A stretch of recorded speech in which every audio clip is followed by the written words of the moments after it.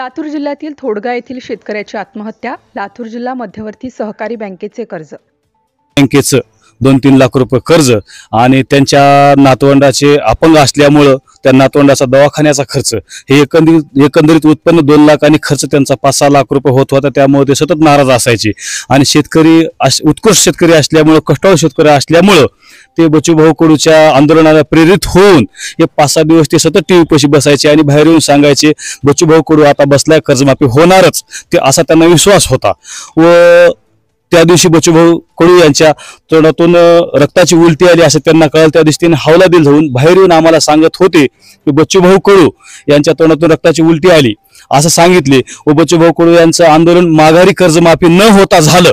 आता कसं होईल या निराशेतूनच त्यांनी आत्महत्या केली असावी असं मत काय सांगा?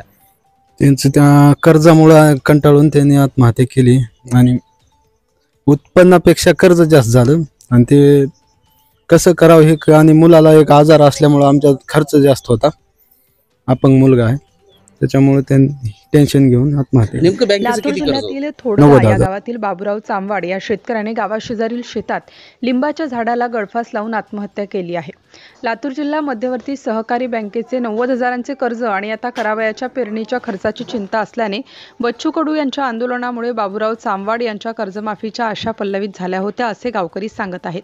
2 तारखेपर्यंतचा अल्टिमेटम देऊन आंदोलन थांबल्याने नैराश्य येऊन आत्महत्या केल्याचा अंदाज गावकरी व्यक्त करत आहेत। नवनवीन घडामोडी जाणून घेण्यासाठी राष्ट्र माझा या आपल्या YouTube चॅनलला लाईक, शेअर व सबस्क्राईब करा।